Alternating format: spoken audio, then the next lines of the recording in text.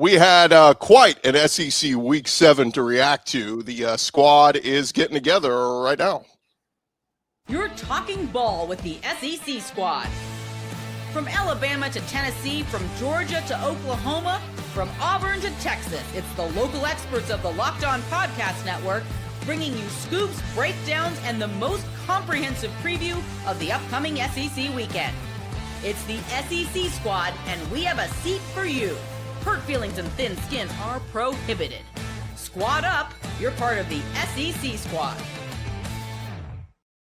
What's up, everybody? Welcome into our Sunday reaction show with takeaways and everything else. This episode is brought to you by Mazda. Like our players, we sweat every detail because when you make every move count, pulling off the unexpected is only the beginning. Stay tuned later for highlights in this week's Moving the Game Forward. Mazda, move and be moved. A little bit of a smaller squad this Sunday morning. I'm Chris Gordy, host of Locked On SEC. We got Stephen Willis of Locked On Ole Miss and John Miller, Locked On Mizzou. We'll see if any other folks jump in. We also got some videos from some of our hosts that couldn't be here. So, gents, welcome in. What a crazy Week 7 it was. I've got a little mimosa action going this morning because it's like you need to just take a deep breath after what happened yesterday. How are you guys? I could use something stronger maybe after yesterday's disappointing loss, but I like the vibe of the mimosa. I really do. Yeah. Yeah, and you look at the Ole Miss game, it was completely weird, and I'm just glad it's over. And on to game day in Georgia. I mean, it was one of those things that everybody was talking about Georgia from the moment the LSU game ended, and the team played like everybody talked about Georgia from the moment the LSU game ended.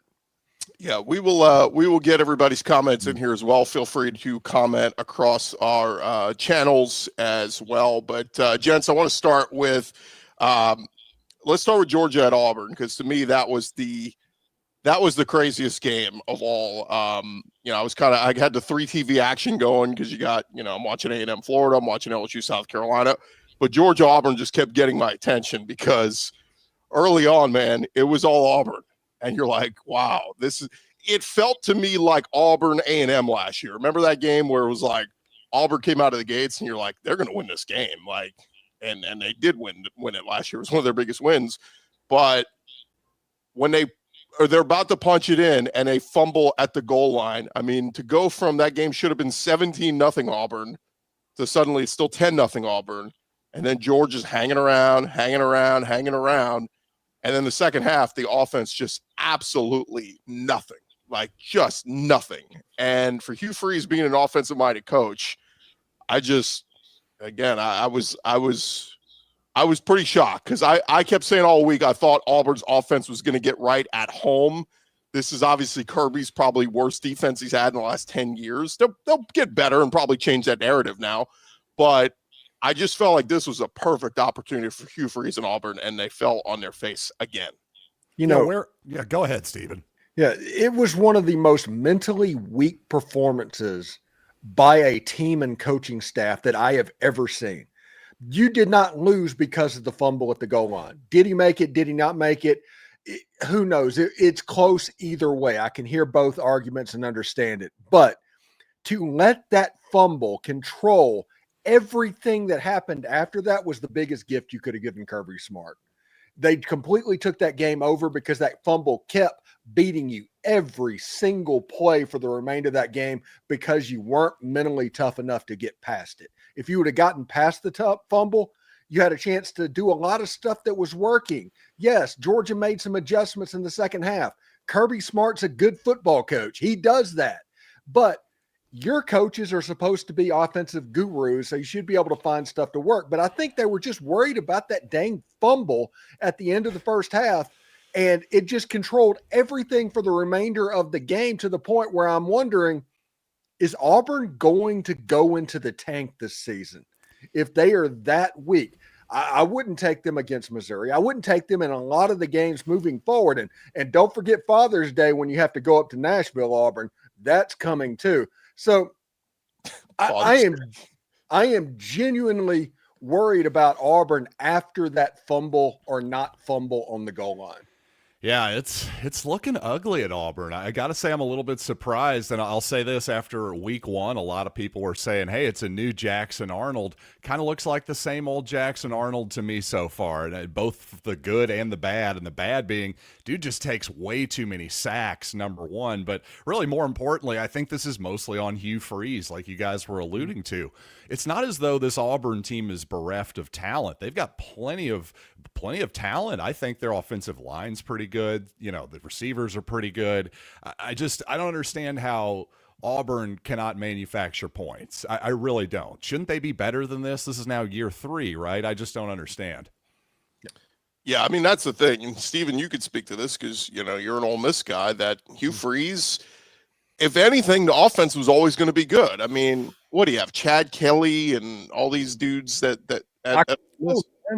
Bo Wallace. Yeah.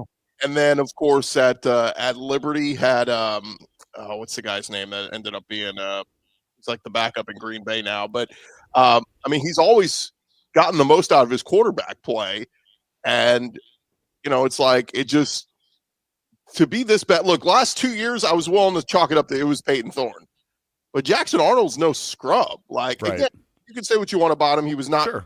at Oklahoma last year, but we were chalking up to bad offensive play calling, lack of talent around him, all the injuries to wide receiver, offensive line to Oklahoma last year. But this year, you felt good about Auburn's offensive line coming into the season.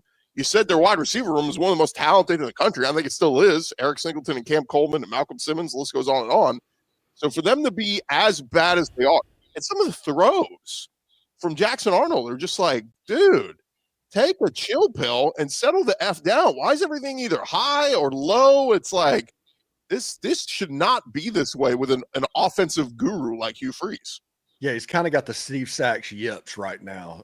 That's what it looked like in the second half of that game. Wide open passes that were thrown at the feet of the wide receiver like 6 yards away. Honestly, all the stuff that we made fun of Arch Manning at the beginning of the season, Jackson Arnold was doing this in real time against Georgia in the second half. I'm telling you, it was a mentally weak performance by Auburn in the second half. It's one of those things.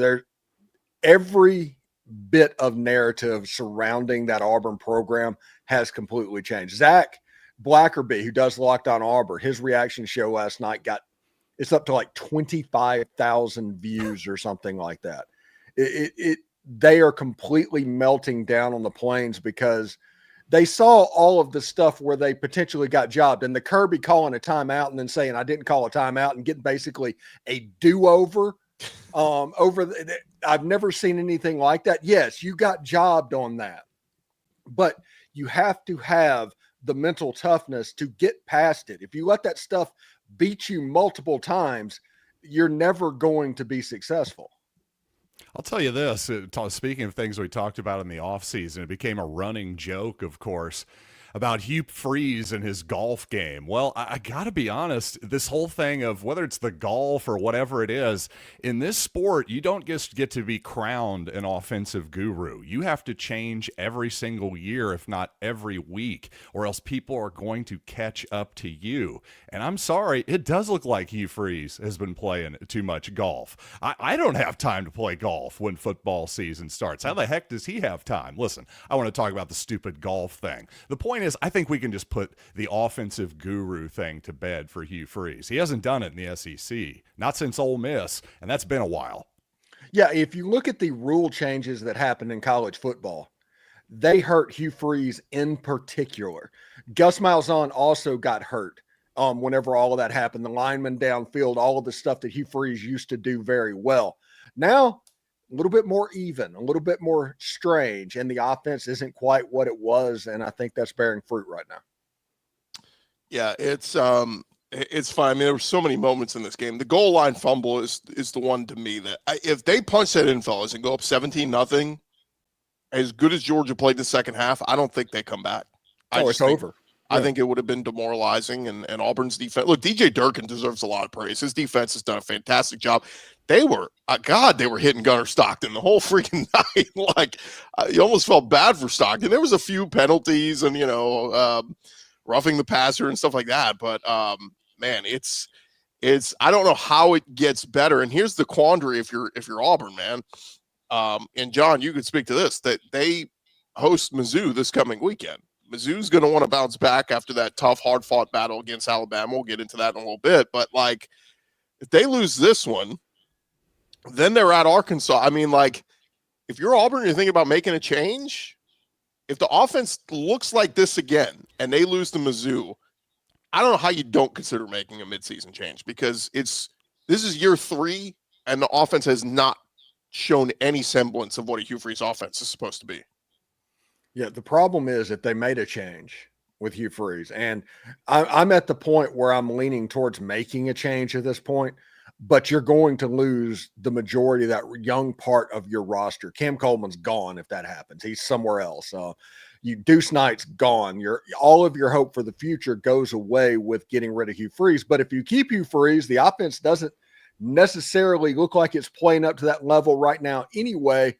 So maybe you just go ahead and deal with the problem that's going to happen roster-wise and realize that, hey, if you go get Kurt Signetti or whoever is out there, they can build it through the transfer portal pretty quickly. Heck, Jimmy Rogers brought in 75 FCS players basically at Washington State, and that was a well-coached football team. So you can turn it around pretty quickly, even though the roster doesn't change that much.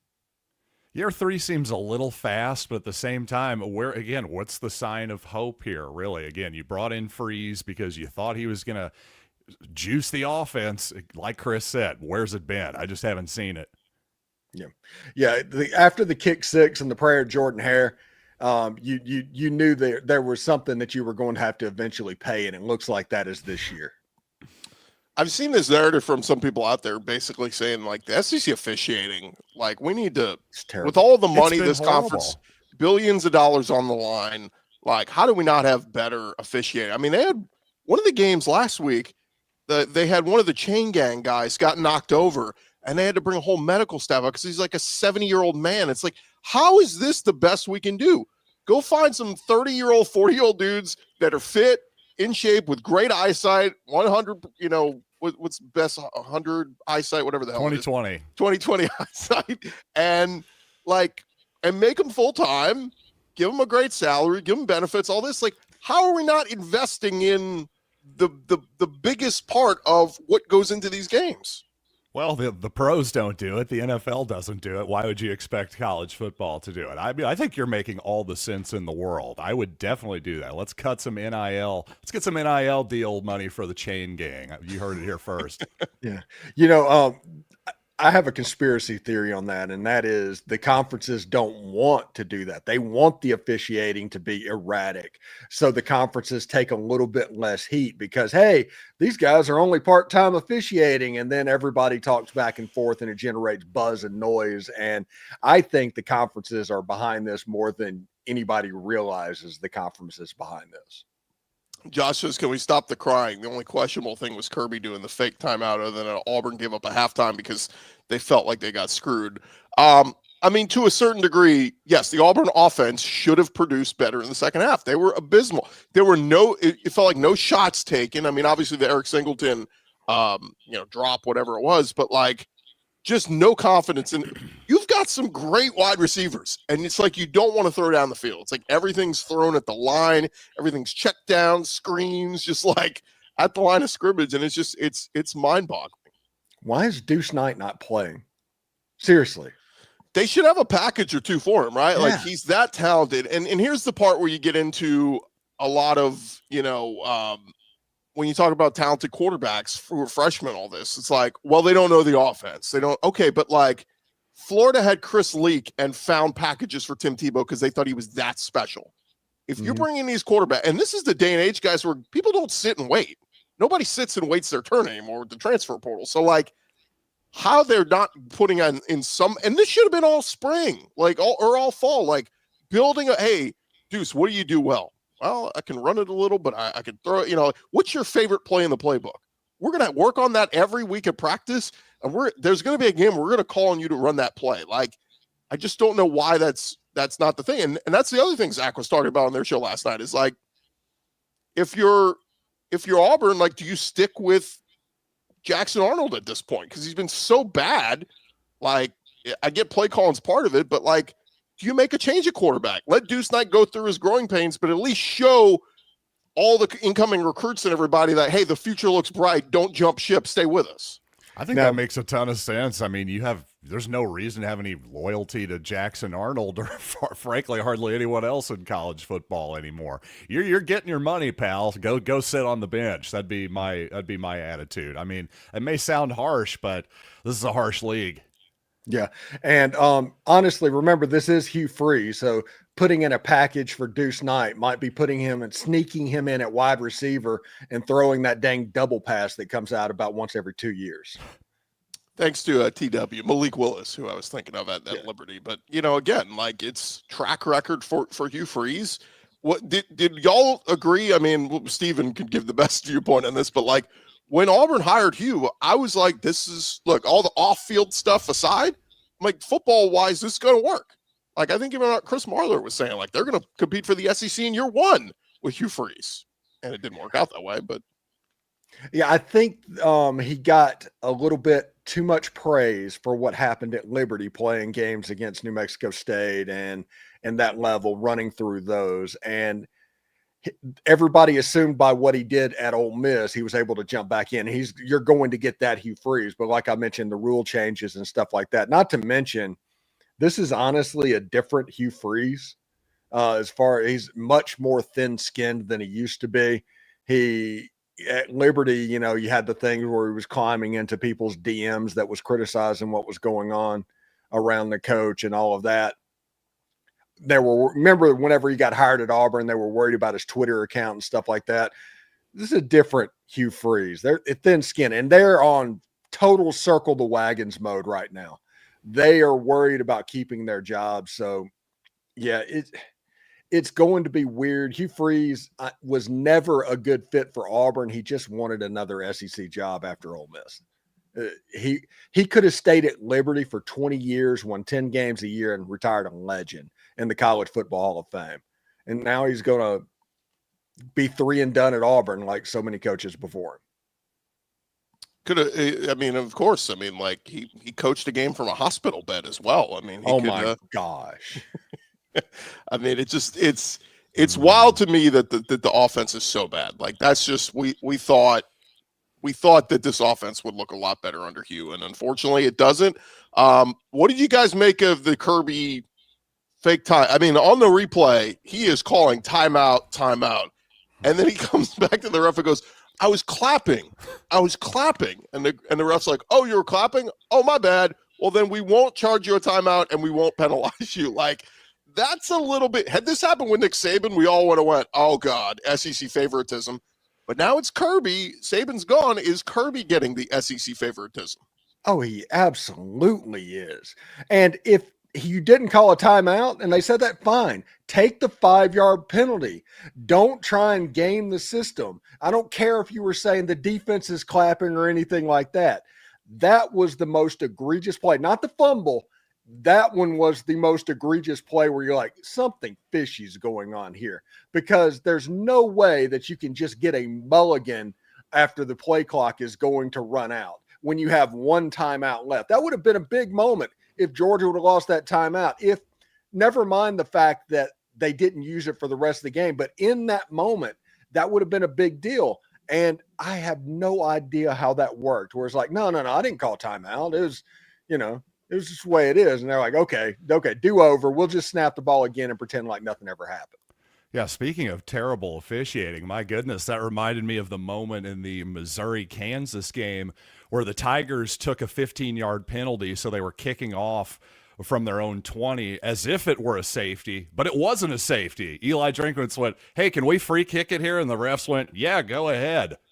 What? That's not in the rule book. And the officiating crew was suspended for that. So I just thought that was a funny note there. But as to the idea that is Kirby Smart getting some favoritism? Well, yeah, of course he is. It's called human nature, ladies and gentlemen. If I'm Arn from Rome, Georgia, and my part-time job is being an official, then yeah, I'm going to probably be a little bit intimidated by Kirby Smart. And when he lies to me and Jedi mind tricks me a little bit, it's going to tend to work. That's how I think human beings work, everybody.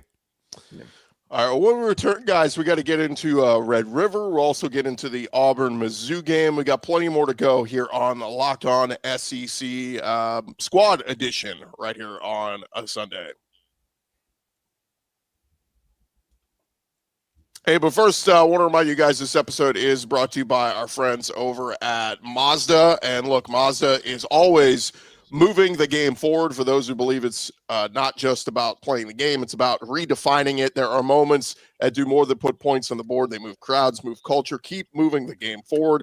And this week's moment that moved the game forward, guys, who do you want to go with? I mean, there's plenty of stars from yesterday. You know what? I might go with, let's go with Ty Simpson, because he was outstanding. What, another 200-yard day, 3 touchdowns, passes. We'll get into this, John Miller. Sorry to depress you a little bit, but Ty Simpson, obviously, I just saw the latest Heisman odds. He's right up there, I think, number 2 behind Carson Beck.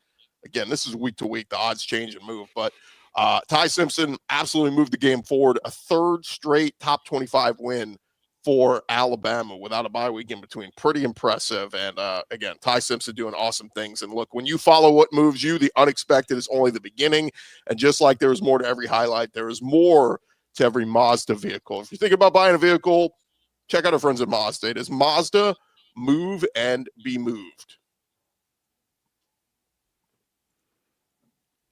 All right, gents, before we move on fully, I did forget we have to play our buddy Zach Blackerby, his reaction to the Auburn game. So here's Zach, and then we'll transition and move on. Another week means there's another game that Auburn has found a way to lose under Hugh Freeze. The officiating was awful. No question. And Auburn fans have every right to be frustrated.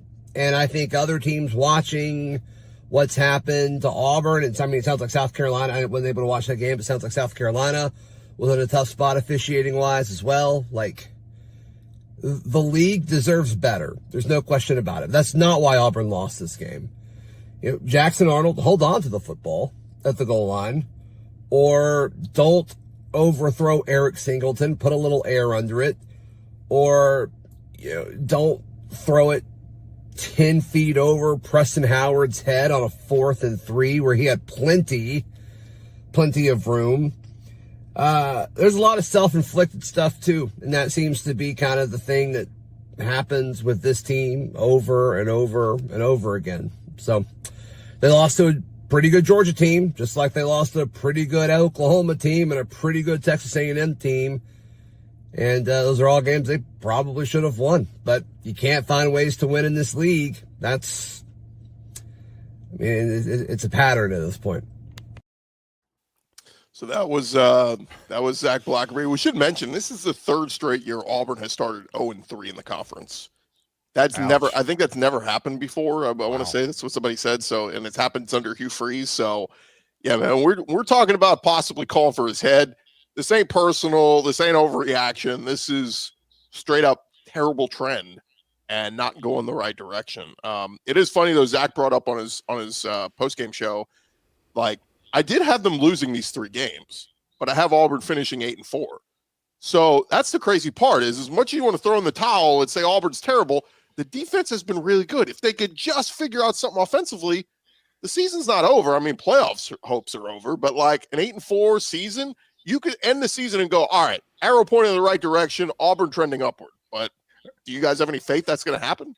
All right, Chris, if Auburn played LSU this year like they should, like they always have, what would the final score of that game be? Oh, my God. I mean, probably 20-10, much like the Georgia game. Is that a 3-2 Auburn, Tommy Tuberville, Mississippi State game? It's one of those things. What I saw from Jackson Arnold the second half, I don't know it can be fixed, honestly. I saw a little bit of Steve Sachs yips happening in the second half of that game to where they're missing wide open guys. You make the right decision, you make it in a timely manner, and you just can't make the throw. And this is a guy that I saw at the Under Armour All-American game when he was down there. Saw him in person. It's like, man, this guy is really good. He can rip it. And all you see now is hesitation and accuracy problems and stuff like that. He's living off of his legs at the moment. It's just really kind of sad to see where that offense is going. Saw somebody in the comments say, Birmingham Bowl, here we come. You should be so lucky. I think you guys are heading to Shreveport, by the way. So good luck with that. But by the way, enough with Auburn, by the way. I'm sick of them. Can we move on? Can we move on? Yeah, we're gonna turn the page on Auburn. Let's get to Bama Mizzou. I mean, this one lived up to the hype, John. I thought Mizzou was gonna. I mean, they go right down the field on the opening drive and look so fluid, looked incredible. Score that early touchdown, but man, the defense was kind of on their heels with Ty Simpson and Alabama. Bama kept putting together some drives, and even still, Auburn or Mizzou kind of tried to figure it out. To me, the death knell was the fake punt that they really didn't need to do. I even thought he got it, stretching the ball out. You could argue it. Yeah, I just didn't have the angle on the replay probably, but hindsight 2020, if they just punt there, this thing maybe is tied and we're going to overtime, depending on how the game would have played out. But that said, Mizzou still had their chances, but just kind of, I think that's one that Eli Drinkowitz may be kicking himself over with today. You know what? I wish they would have just run the fake punt to the wider side of the field. They ran it to the short side, and guess what? That brings in the sideline as your 12th defender that has never missed a tackle in the history of football there. That's the problem to me. But the Missouri game, I'll tell you, I was there in person yesterday, and I also have a great angle to take all 22 footage with my iPhone like the dork that I am. And I've been going through that this morning, right at the beginning of the fourth quarter here is where I cut it off, had to come on with you all. I'll just say the biggest difference in this ball game, quite simply, was just the quarterback position. Ty Simpson was good, and Bo Perbula simply wasn't. I mean, he just made too many mistakes yesterday, and he made a few plays, but he had one really nice play on a run for a touchdown that left an Alabama defender, just juked him out of his shoes. But he made some plays, but quite simply just way too many mistakes and just, missed opportunities. First quarter there, Marquise Johnson is running wide open down the right sidelines. Perbula throws it, but he throws it out of bounds. I mean, quite simply, that ball just has to be in bounds in that situation. A bad interception that sealed the game for the Tide. But really, if you're a Missouri fan looking forward here, you shouldn't be totally discouraged. If you want to be disappointed, you should be. You absolutely should be, because we could have won that game yesterday. And, again, the quarterback I didn't think was good enough. We can argue about play calling, the fourth down, fake punt, all of that stuff. Quite simply, that was the difference in the game to me, was the most important position on the field. Bama had it, we didn't. One thing is interesting. This is the best team that Missouri's played all season. True. So there was a little bit of an adjustment period in the beginning of the game, and Ty Simpson and Alabama were able to take advantage of it. Other than the first drive where Missouri just bullied their way down the field to a touchdown, Alabama kind of kept Missouri's offense off the field. It was 7-7 and 14-7 or 10-7 or something like that. And it was 17-7. At that point, you're playing comeback with Bo Perbula and all of that. And you still got back to 27-24 with the ball. And if Bo Perbula throws it to a different receiver instead of the interception, he had a wide open guy on about the 40-yard line. He could have stepped out of bounds, and all of a sudden it can get really weird really quickly. So Missouri fans should not be disheartened by that game at all, not even a little bit. It was just one of those things to where this the best athletes that you've seen this season, a quarterback that is starting for the first time this season. He had to get used to the speed of the players on the other side of the field. He struggled a little bit, but they were able to fight back. I honestly, Missouri lost the game, but I'm very encouraged by that. And Alabama right now might be the best team in the SEC. Yeah, and I still think the league is pretty wide open at the top, relatively speaking. But yeah, I think you have to favor the Crimson Tide right now. I looked at their schedule and thought, really, especially, some people are saying, hey, maybe trap game for the Tide. I don't think so. You look at their schedule. If they win this game, the rest of their most difficult games are all at Bryant-Denny Stadium at home for the Tide. So, yeah, they're set up pretty well right now, I have to say. And Ty Simpson, as I said before, he's playing like the best quarterback in the league right now. Yeah, which is hilarious because he was a 5-star when he got recruited. So he was always a good player, but because he was good this year, everybody was freaking. They're like, "Wow, look at this guy! It's a great story." It's like, no, he was good all along. He's right. It just took him a while to get the starting job. So it's like, oh wow, he actually hung around. We're not used to those stories anymore, Steven. Grace says, let's be real, Probula alone didn't lose us that game. Yeah, but it also felt like one of those games where it was a reality check. Like, oh, you did this against Kansas and all these, crappier teams. Now you're playing a real team in Alabama, and suddenly Ahmad Hardy averaging 7 yards a carry isn't there against the Alabama. And this isn't like one of Alabama's best defensive fronts, but they just play so sound. They play so well, and they tackle well. How many times yesterday, like, God, if Mizzou just slips that one tackle, it would have been a big play. That's true. It just Alabama was very fundamentally sound. I think Kane Womack did a good job, and but I think Missouri was too, though. That's the thing, defensively and just generally speaking. Again, looking back at this game up front, I'm used to seeing. Obviously, as a Missouri fan, we play the Tide. There's a huge difference in the trenches. I thought it was much more of a stalemate in the trenches than anything. So again, I think the Tigers are for real. Unfortunately, they definitely let one get away from them there. To the commenter who said, hey, let's be real, it wasn't all Probula. I never said it was all Probula, but I'm telling you, go back and watch. There was mostly a stalemate in terms of talent, I thought, just overall. I think that was the difference in the game. And it wasn't just about Probula. I'm trying to give Simpson some credit, too. Did you see that touchdown pass in the back of the end zone there? The Missouri defender was undercutting that route. If that thing is even slightly behind him, that's maybe an interception. That was just a beautiful, beautiful anticipation and location by Simpson on that play. So, listen, I think Probula will probably be fine going forward. He's been a good player so far. And, again, just from the human element of this, the guy's playing the freaking Alabama Crimson Tide in his 6th start of his entire life, this in college at least, okay? So it's okay if he was maybe a little bit nervous, a little bit whatever. That's understandable. It really is. Somebody brought this up early in the game, that taunting play. Come on. Like, I get why they had that penalty, but right. I think that needs to go away. Like, let kids celebrate. If they make a big play, they should be allowed to.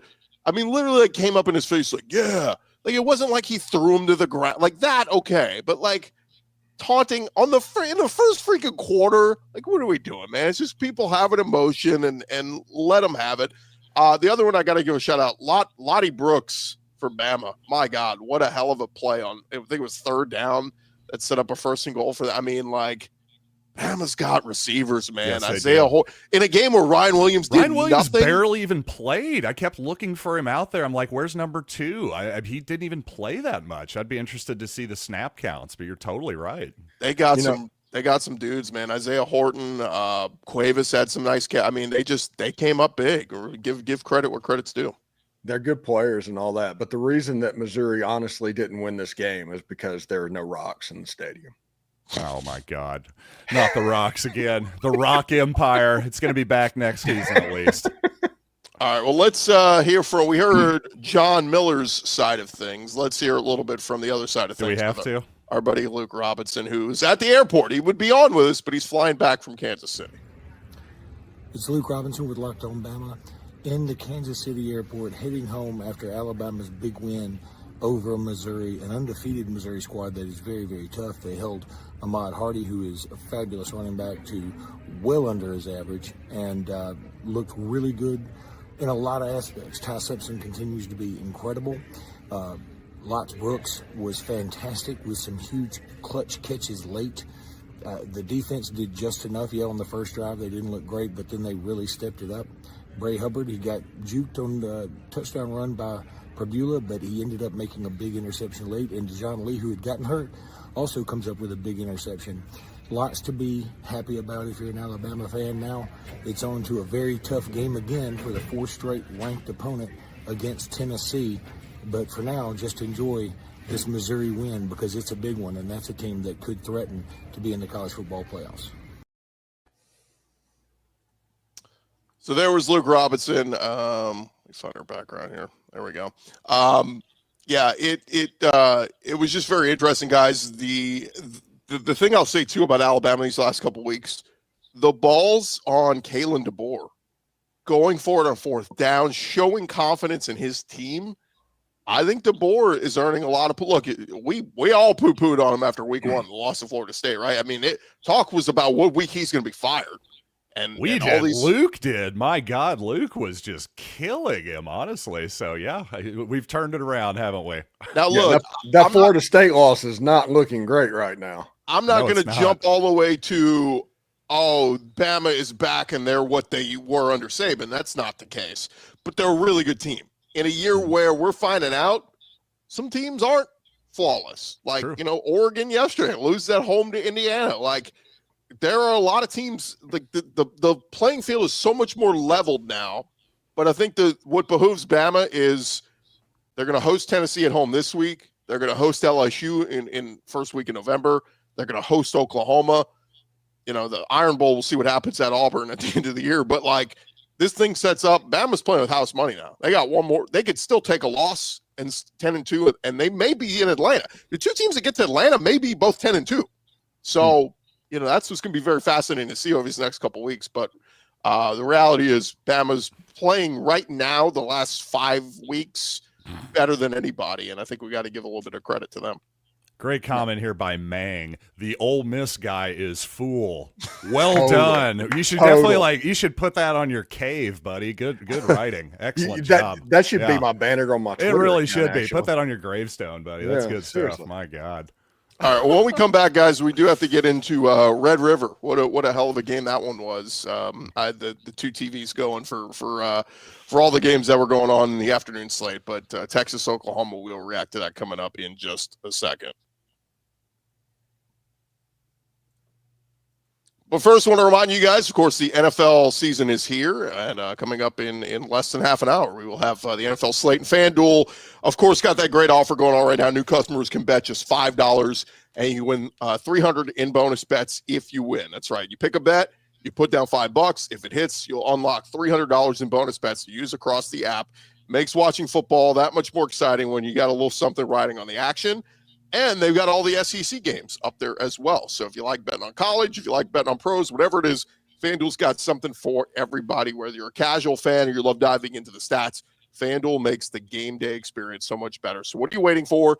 Go to FanDuel.com right now, download the FanDuel app today, and get started. And if you've never used them before, first time signing up ever, make sure you take advantage of that great offer. Bet $5 and you can win $300 in bonus bets if you win your first bet. That is at FanDuel.com. This episode also brought to you by our friends over at Monarch Money. Look, most people can't name all their financial accounts or even what they're worth, whether it's your 401k, your properties, your investments, whatever it is. If you don't have the full picture, you're probably leaving money on the table. John Miller knows all about this. That's why there is Monarch Money. It's an all-in-one personal finance tool that brings your entire financial life together in one clean, easy-to-use interface on your laptop or your phone. Monarch, built for people with busy lives. If you put off organizing your finances, Monarch Money is just for you. They're going to do all the heavy lifting. You can link all your accounts in just minutes, see clear visuals on where all your spending is, finally feel in control of your money without ever using a spreadsheet. Don't let financial opportunities slip through the cracks. Use our code LOCKEDONCollege. You're going to get half off your first year. That is 50% off a full year at monarchmoney.com with our code LOCKEDONCollege. Go check them out today. All right, gents, as we get back into it, Red River, I call it the shootout, but rivalry game, as they want to. Pew, pew, pew. I know, yeah, because God forbid we call something a shootout. It's, that's in the same bin as the world's largest outdoor cocktail party, I think. Yeah, can't say that. Kids might drink, Yeah. By the way, buy Grand Theft Auto 6 coming out next year. But man, this one was tough. I mean, look, when we heard all week that John Mateer was probably going to go, I kept wondering, is this a smoke screen? Is he going to play all this? It never really dawned on me, guys, that if he was going to play and not be 100%, he might be a liability. And as this game played out, John Mateer was a liability, man. He was not. I couldn't help but keep going. Gosh, maybe they give Michael Hawkins a drive. And I get it, a lot of people go, no. Hawkins would have been eaten alive by that Texas defense. Okay, but at the end of the day, John Mateer scored 6 points, was shut out in the second half. Kudos to Oklahoma defense. I thought they did a hell of a job, but Arch Manning and the Texas offense did just enough. Trey Wisner with 94 rushing yards, and Texas beats Oklahoma 23-6. Curious, you guys' thoughts on this one? Man, with the benefit of hindsight, how could I argue with the fact that they should have put in the backup quarterback? I mean, you've got Mateer out there. The hand is dangling and bleeding, and people are openly wondering if he opened the wound up or something. I mean, seriously, with the benefit of hindsight, it's obvious he shouldn't have played in this ball game. He wasn't ready, and to put him out there, boy, that was bad coaching on Brent Venable's part. Maybe bad on the training staff's part, whoever. Just there was some bad decision making there because I don't know. It turns out having a healthy hand is important when you're a quarterback. Yeah, I'm going to take a victory lap a little bit on this one. I was wondering if Oklahoma was putting John Mateer at risk for the sake of a rivalry game last week before it happened, because I was more worried about him hitting his thumb on a helmet or something like that. He wasn't good. Like, Michael Hawkins could have literally done that. For sure. Absolutely. So if that was going to happen, why risk this? Now, he was bleeding. We all saw it. Everybody was talking about what was going on. Did something get opened up that is going to delay him coming back further for the next game down the road? Is this going to cost you the South Carolina game or the Ole Miss game? That becomes a real question now. And if he comes back, can he be effective? Because if that John Mateer plays in the game against South Carolina or Ole Miss, Oklahoma's not winning that game. It doesn't matter where they're playing. So I think that John Mateer getting rushed back, because that feels exactly what they did for the sake of a rivalry. They did this. I think that was a horribly short-sighted mistake, and it potentially could cost them the college football playoff this season. And I think that's the right phrase, is short-sighted, because in the 12-team era, my God, you don't have to win every single game anymore, guys. I understand the Red River Shootout is a historically huge game, huge rivalry. I get it. It's not really any more important than any other of the games in the SEC, though. It just isn't. And you're just, the forest for the trees, whatever that analogy is. I think you're exactly right. I think it was a short-sighted move by Oklahoma that could end up costing them in the long run. Somebody said, very happy for Arch. He started to turn around. I did think a little bit like we had the standing over the Sam Houston State defender a few weeks ago.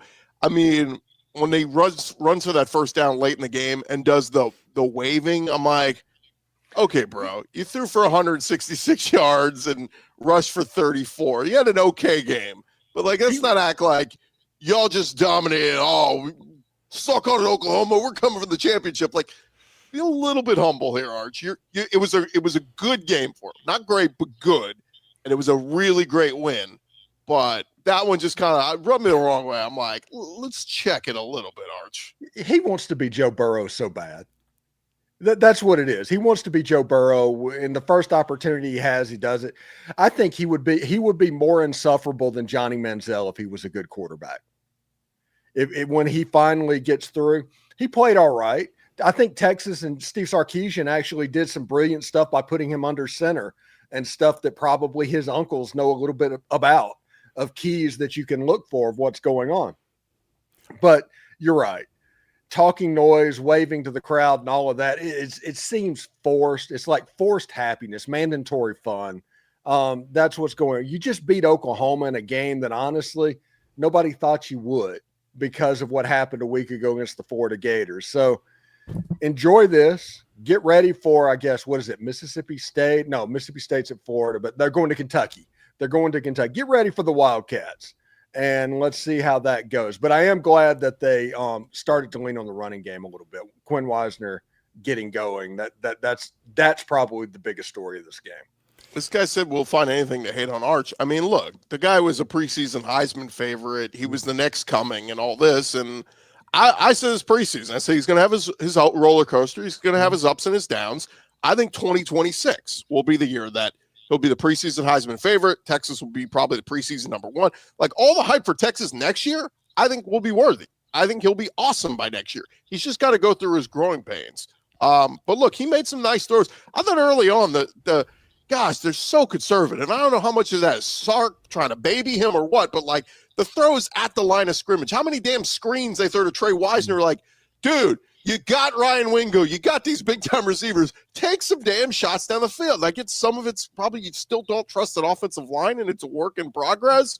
But I just gosh, this game was playing a phone booth in the first half, and I'm like, somebody make a damn big play. Right. And again, Texas, look, the punt return, was there a block in the back?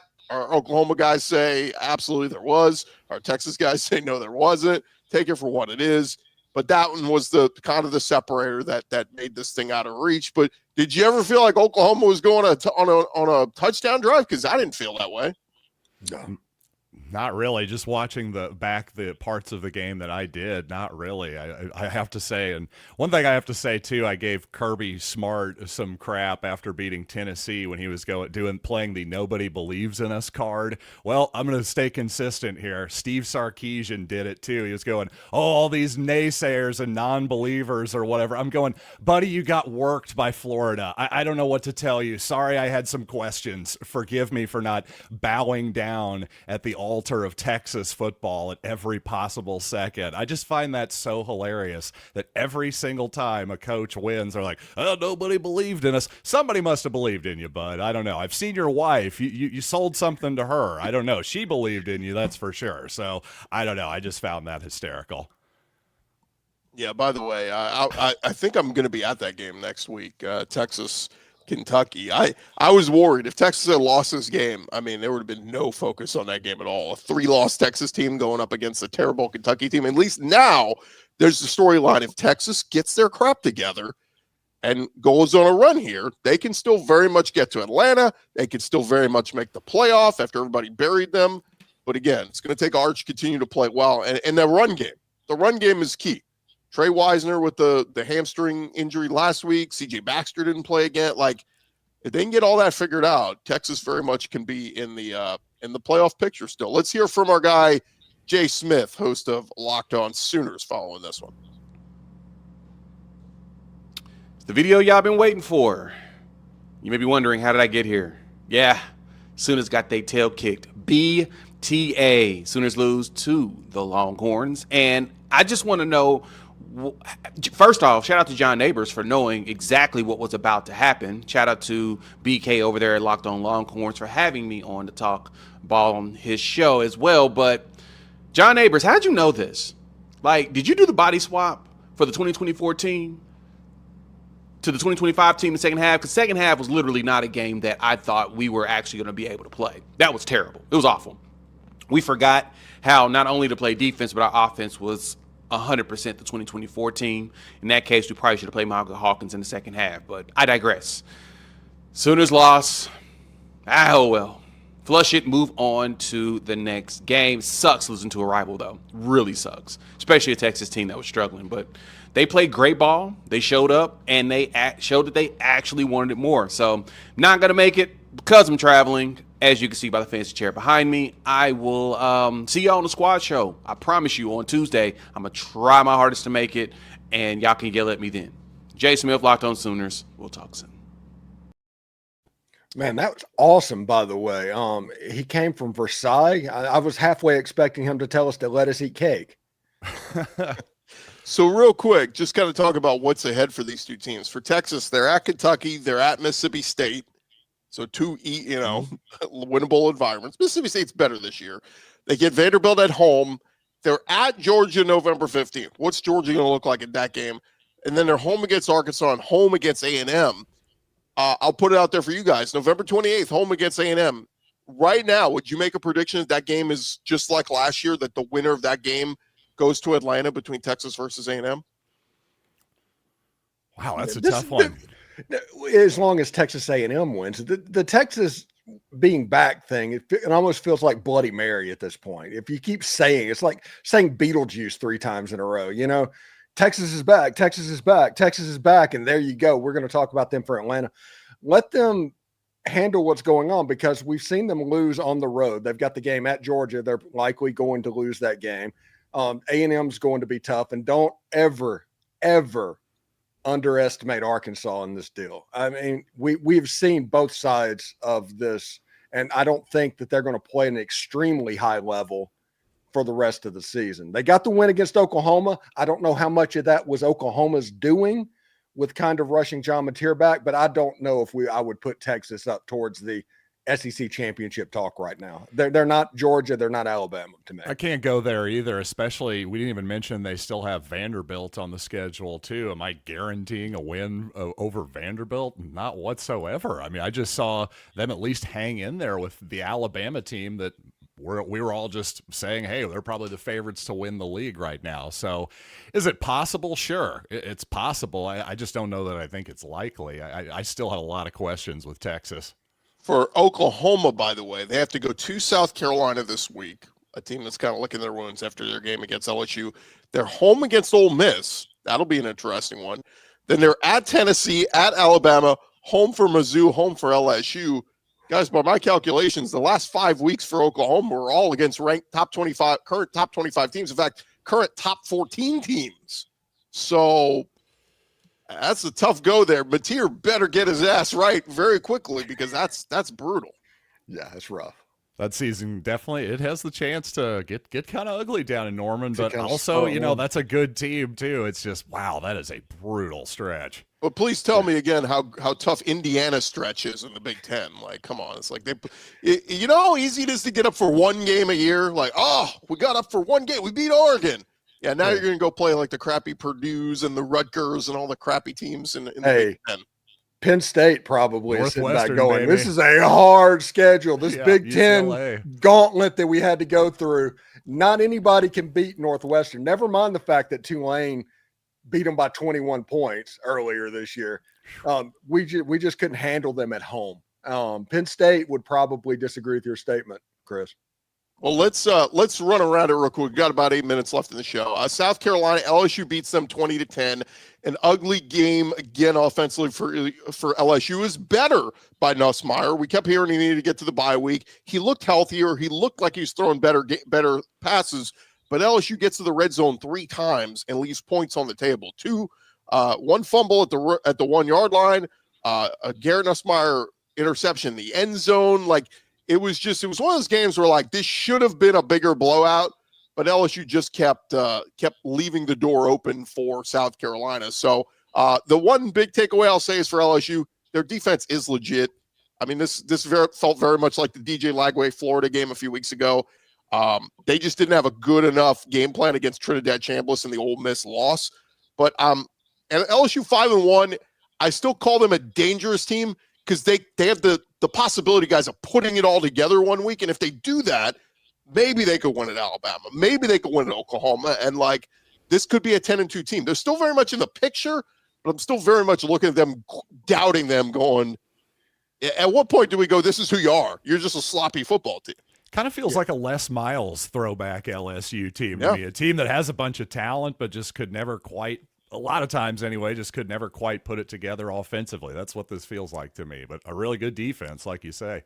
If I was Brian Kelly, I'd be watching Kentucky film on repeat and figure out how they turn games into rock fights, because that is the best way for LSU. Make the game a rock fight, and you're likely going to win because it's going to be so hard for the other team to score. There's going to get turnovers. You're going to win field position. Brian Kelly needs to play each and every game by the numbers, to the point where unless you are inside the 30-yard line of the other team, you do not go for it on 4th down. You never give up a short field. Ball security is of the maximum importance. If they do that, the defense has a chance to win 9 or 10 ball games this year. The defense is one of the best in the entire country. Nussmeier can't play hero ball. They have to maximize ball security, running the football for what little bit they can do. And they also remind me so much of the 2024 Ole Miss team. Yeah, if LSU just had taken care of the football yesterday, that game would have been 30-10. And they'd have blown out South Carolina. Instead, it was a close game into the 4th quarter.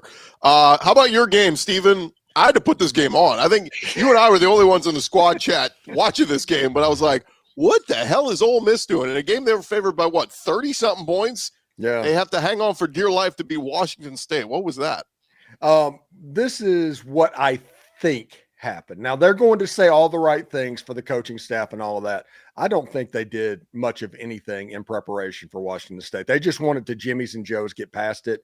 They saw the wet North Texas stuff. Ole Miss fans have been talking about Georgia since the end of the LSU game. Heck, Lane Kiffin talked about Georgia during the bye week and said that. And whenever in coach speak, the way it goes, I'm like, U.S. military equipment, what you hear about is only about 20% of what's actually there. So whenever they say they're spending 2 days working on Georgia, they're probably spending 5 days working on Georgia. And because of that, Jimmy Rogers, who's a heck of a coach of Washington State, he built a dynasty at South Dakota State, and they had a really good game plan. They beat them on a trick play early in the game, and they can throw the ball pretty well because Ben Arbuckle was there, and there was a little bit of concepts of what was going on. But Ole Miss was able to survive, and that's what they did, survive. And one thing that I saw in the chat was when Cam Newton made his run throughout all the year, it took a game-winning field goal at the end of the game to beat Kentucky. Whenever Tennessee did their magical run, it took Clint Sterner like fumbling the ball, trying to hold himself up. Ole Miss survived that game. Now you have game day in Athens. You have the game that everybody has been looking forward to seeing, and it should get a lot more interesting and fun from here. I know that last week was a chore. It was almost like having a second bye week as far as fan interest goes. And we will see. Ole Miss just survived that. They needed to survive that. They got the W, but Jimmy Rogers almost destroyed Ole Miss's season by all of these games that were going. Is that official? Is game day is going to Athens? Yes, game day will be at Athens. I saw SEC Nation is heading to Tuscaloosa. Yeah, game day will head to Athens for Ole Miss, Georgia. Look, here's the crazy part for me for Ole Miss, Stephen, is these next 2 weeks are their season at Georgia and at Oklahoma, and yet they could still lose both, and I think they'll run the table and be in as a playoff team. So that win over LSU was just massive because, again, it gives them a mulligan or two, and they can, again, lose both games. Look, if they split them, if they win one of at Georgia or at Oklahoma, even better. I mean, they'll be sitting there with a great chance to go to Atlanta. Yeah, it allows Lane to be Lane, honestly. If just joking about that, if they beat Georgia or Oklahoma, all of a sudden that gives you a mulligan against South Carolina or Florida if something weird happens, or God forbid, being a 2-loss team playing against Mississippi State in the Egg Bowl. I mean, that is every Ole Miss fan's nightmare right now of what that could mean. But yeah, it's a situation. They're sitting exactly where they want to be and exactly where they need it to be to have a real playoff discussion. Now it's just Georgia. Now it's Oklahoma. Put your best foot forward to go try to win one of those games and see what happens. Real quick, we didn't give any love to Texas A&M. Seeing some folks in the comments. The Aggies get it done against Florida. This one early looked like, is this going to be a shootout? But Florida never could get that offense going again after the first quarter. They were shut out in the second half, had just a field goal in the third quarter. They were shut out in the fourth quarter. I didn't see any of it, but I was impressed by the result. I'll just tell you that. I mean, if you want to be a believer in A&M, I thought Florida had a chance to make that interesting, and they appeared to just put it away in the second half. So I thought an impressive win. Again, I didn't see any of it. I'll be honest with you. I got a text message this morning that was talking about how there was a pretty cool embrace at the end of the game between DJ Lagway and Mike Elko. That might be something to keep an eye on in the near future, since Willis, Texas is right down the road from College Station to begin with. Yeah, I'll say this about A&M. Look, they've been impressive overall. Marcel Reed, man, he left some throws out there yesterday, though. The interception in the end zone was not a good decision. And it kept kind of like, you kept looking up and like Florida's within 7, and it felt like it shouldn't have been. Like it felt like A&M should have pulled away. They did pull away there in the fourth quarter. But to me, the Aggies are very much this. They've left Kyle Field once this year. And it was a game where they gave up 40 points at Notre Dame and needed a prayer and a hope on that game-winning touchdown pass. Give them credit. They found a way to win the game. But they're one play away from being 0-1 on the road. Their next 3 games are all on the road in the conference. At Arkansas, at LSU, and at Mizzou. These next 3 weeks are going to tell us who A&M really is. Again, give them credit. Tip of the cap. You won 3 great games at home. I don't want to disparage that. I'm just saying we're going to see a different A&M team, I feel like, when they have to leave the friendly confines of Kyle Field. Those fans are rocking though. I mean, 100,000 plus again, like for, I think somebody said like 9th straight sellout. They have been awesome. The home crowd's been awesome for A&M. But these next 3 weeks on the road, outside of the friendly confines of Kyle Field, we'll find out who A&M really is. But Casey Concepcion got a little banged up. He came back into this one. Lavian Moss got banged up. So that wear and tear, look, losing Moss last year hurt A&M down the stretch of the season in the run game. So we'll see. But, man, I was looking at the Pro Football Focus stats. Their offensive line graded out as like one of the best showings they've had all year. Defensive line was great. Cassius Howell. So, again, I'm cautiously optimistic on A&M. I think 10-2 is still very much in play. I mean, it was crazy, guys. Like, we could be talking about Ole Miss versus A&M in Atlanta. We could be talking about Bama versus Georgia. I mean, there's so many different scenarios still on the table here. Yeah, I'm a huge fan of parity and the fact that the SEC has become, instead of 3 teams competing every single year, it seems like for the championship, it's 6 teams or 7 teams. I think it makes everything a lot more fun. I agree. And especially being an Ole Miss fan. Yeah, I agree. And it's not really, it hasn't been forced parity. It hasn't really been foisted upon anybody with, I don't know, any kind of odd rule changes. Obviously, the NIL and all of that stuff and the portal has been the big change, but I don't think that was ever the goal, was to create parity or anything. So I like natural parity for sure. It's been good to see. One more game, be remiss if we didn't touch on. Tennessee survives Arkansas. Dude, I give them credit for as bad as the season's been. They were 2-3 coming into this one. Bobby Petrino is the interim coach taking over for Sam Pittman. He had those guys playing hard. I think at the end of the day, they're just Taylon Green. He's good, not great. They're going to turn the ball over. Mike Washington. I mean, they ran the ball very well, but again, they're this close. You know, they just needed to stop there at the end and try to get the ball back. They couldn't do it. Give Tennessee credit. They gutted out another win. They're 5-1, 2-1 in the SEC. But I'll say this about Arkansas. Like, if Petrino really wants that job, keep coaching that way. Keep coaching. Have these guys keep playing hard, because they're going to beat somebody they're not supposed to with through the rest of this tough SEC schedule. But for Tennessee, you gutted out a good win, and a win is a win. Yeah, real quick before we get out of here, Chris. Penn State's having conversations about James Franklin's future at Penn State right now. And that's from Pete Nakos of On3. No. $55 million, that is buyout, something like that? Yeah, it went to the playoffs last year. With Drew Aller made the playoffs. Well, it'd be awesome if they hired Clark Lee and then James Franklin went back to Vanderbilt. Then we'd have another Bobby Petrino, all full circle moment. I think James Franklin would be awesome at Vanderbilt. If we've Clark seen Lee it. He was Well, at Vanderbilt. Yeah, it's not a hard thing to imagine at all. I can't wait for the things like, hey, how do you like my Photoshop of James Franklin at Vanderbilt? Yeah, exactly. Yeah, I can't wait for that to happen. Yeah. Real quick, guys, before we wrap up, anybody on upset alert as you kind of look ahead to week 8? Tennessee's at Alabama, Mizzou at Auburn, A&M's at Arkansas, Ole Miss at Georgia, Oklahoma at South Carolina, LSU at Vanderbilt. It just looks like another week of games where you think it's easy to pick who's going to win these games, but some danger there. Yeah. I like Ole Miss at Georgia right now. I obviously the Locked On Ole Miss stuff. I do like that game because of Georgia coming off the emotional gauntlet, because at the end of the Auburn game, Kirby was up on a medical table celebrating with the fans. It was one of those few times that you saw Kirby Smart kind of act like it was a Super Bowl type deal, even winning the game against Auburn. So maybe there might be a little bit of a letdown. It's not at night in Georgia. You never want to play at night if you can help it at Georgia. So I like Ole Miss there, and I like Missouri to get a road win at Auburn, obviously, as well, but that's not necessarily an upset.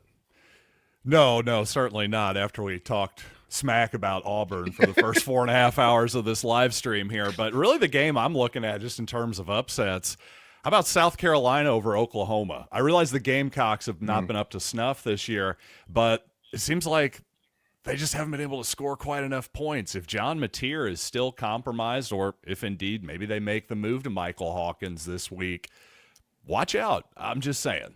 The only thing I'll say, though, is South Carolina, that offensive line has been banged up and not good. Vandy had their way. LSU had their way. I think that Oklahoma defense is going to bottle up Lenore Sellers. I mean, maybe South Carolina could win a a 17-13. That's what I'm type saying. game. It would have to be that type of game for them to have a chance. I agree totally there.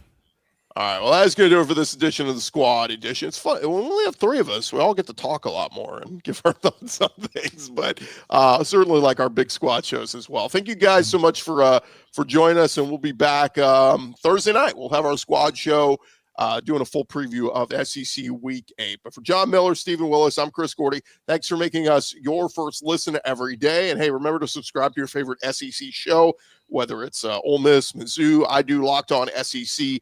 Appreciate you guys for joining us, and we'll talk to you guys later in the week. Have a great week, everybody.